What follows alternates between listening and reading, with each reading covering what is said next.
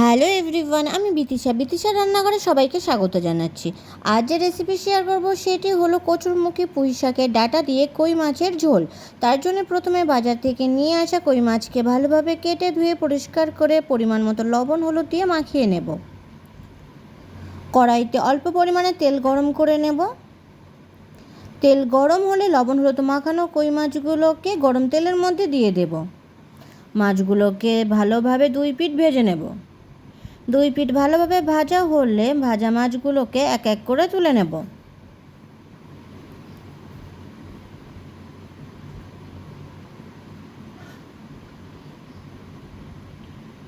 কড়াইতে আরও একটু তেল গরম করে বাকি মাছগুলো এক এক করে দিয়ে দেব। মাছগুলোকে দুই পিঠ ভালোভাবে ভাজা করে নেব। ভাজা হলে মাছগুলোকে এক এক করে তুলে নেব।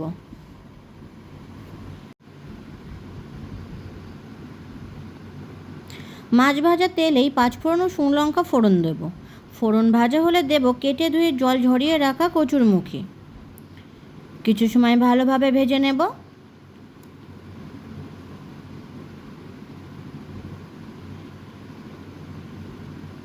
কিছু সময় ভালোভাবে ভেজে নেবার পর দেব পুঁই শাকের ডাঁটা।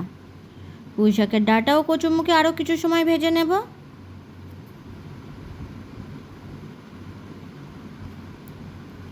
কিছু সময় ভাজার পর দেব একটা মাঝারি সাইজের পেঁয়াজ কুচি ও 8-10টা চেরা কাঁচা লঙ্কা। কিছু সময় ভালোভাবে ভেজে নেব।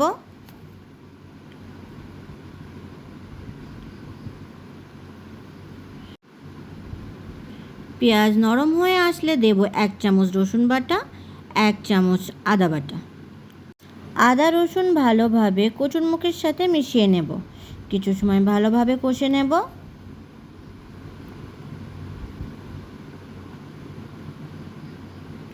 আদা রসুনের কাঁচা গন্ধ চলে গেলে দেব পরিমাণ মতো লবণ ও পরিমাণ মতো হলুদ গুঁড়ো, 1 চামচ জিরে গুঁড়ো, 1 চামচ ধনে গুঁড়ো, হাফ চামচ মরিচ গুঁড়ো, হাফ চামচ শুকনো লঙ্কার গুঁড়ো, হাফ চামচ কাশ্মীরি লঙ্কার গুঁড়ো। সব মশলাগুলোকে ভালোভাবে কচুরমুখীর সাথে মিশিয়ে নিয়ে কিছু সময় কষে নেব।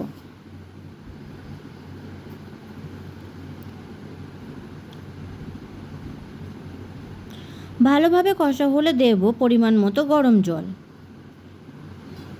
ঝোল নাড়াচাড়া করে নেব।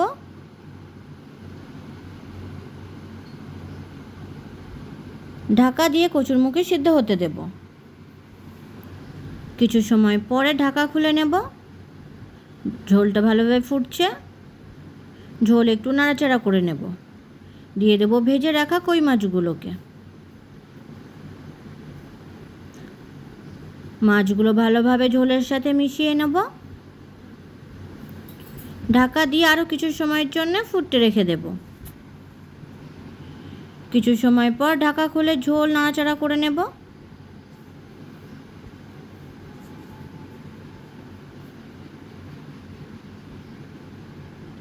দেখে নেব কচুরমুখী সিদ্ধ হয়েছে কিনা। কচুরমুখী সিদ্ধ হলে ও ঝোল ভালোভাবে ফুটলে দিয়ে দেব গরম মশলার গুঁড়ো।